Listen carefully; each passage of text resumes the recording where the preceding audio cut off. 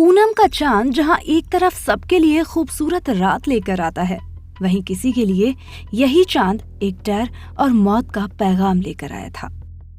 दरअसल बात है 2 साल पहले की, जहां अभिषेक 45 साल की उम्र में नौकरी छोड़कर मुंबई महाबलेश्वर रोड पर अपने फार्म हाउस में अकेले रहने लगा था। उस पूनम की एक ऐसी ही रात को वो अपने लॉन में बैठे चांद की चमचमाती रोशनी के साथ शराब का लुत्फ उठा रहा था।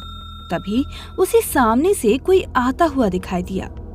गौर से देखने पर एक लड़की भीगी साड़ी में उसके पास पहुंची। उसकी कार रोड पर खराब हो चुकी थी और उसने अभिषेक से मदद मांगी।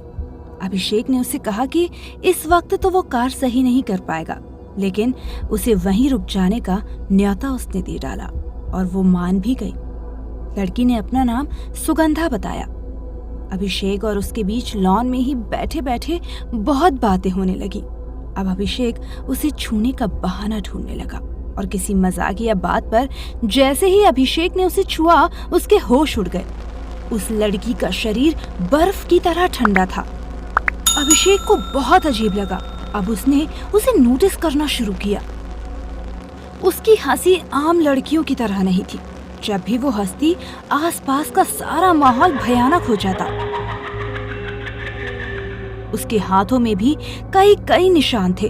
अचानक ही बात करते करते चेहरे के हाव भाव बदल जाते। चेहरे पर बेचैनी और गुस्सा आ जाता, फिर अचानक हंसी आ जाती। थोड़ी देर बाद बारिश थमी और अभिषेक ने उससे कहा कि चलो मैं ही तुम्हारी कार देख लेता हूँ, और वो उसके पीछे पीछे चल दिया। सुगंधा जंगल और खराब रास्तों पर ऐसे चल रही थी जैसे कोई जानवर। अब वो लोग रोड पर आ चुके थे, लेकिन कार कहीं दिखाई नहीं दी। सड़क की दूसरी तरफ इशारा करते हुए सुगंधा वहां जाने लगी। अब वो एक खाली मैदान में थी, लेकिन फिर भी कार का कहीं नामो निशान नहीं था। अचानक ही चलते चलते सुगंधा रुक गई और अपनी गर्दन अभिषेक की तरफ पूरी घुमा ली।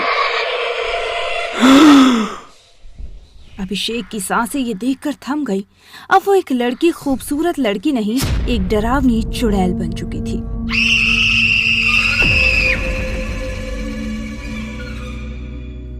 उसकी ये चीख सुनकर आसपास के जानवरों और पक्षियों में भी खलबली मच गई।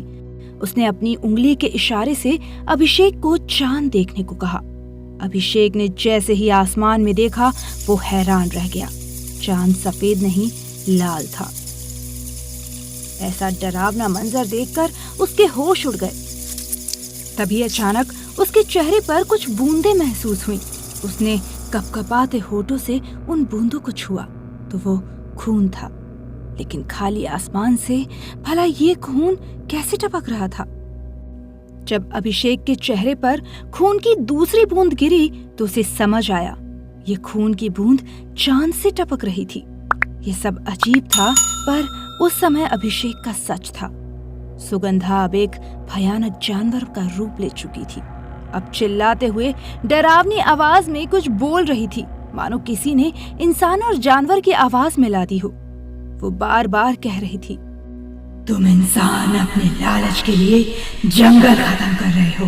घर, होटल, फार्म हाउस बना कर जंगल खत्म कर दिए। तुम्हारी वजह से कितने ही जानवर और पक्षी रोज मर रहे हैं। उनके लिए रहने को कोई घर नहीं, खाने को कुछ नहीं। हम कहाँ जाएं? बताओ। इतना कहकर वो जानवर और पक्षी का भेष बनाकर आसमान में उड़ गई और धीरे धीरे मानो उस लाल चांद में समा गई। ये सब देखकर अभिषेक बुरी तरह डर गया, क्योंकि वो भी उन्हीं में से एक था जिसने जंगल से हजारों पेड़ कटवा कर अपना फार्म हाउस बनवाया था। अभिषेक डरते हुए अपने फार्म हाउस पहुंचा, लेकिन अब उसे वहां चैन नहीं मिल रहा था।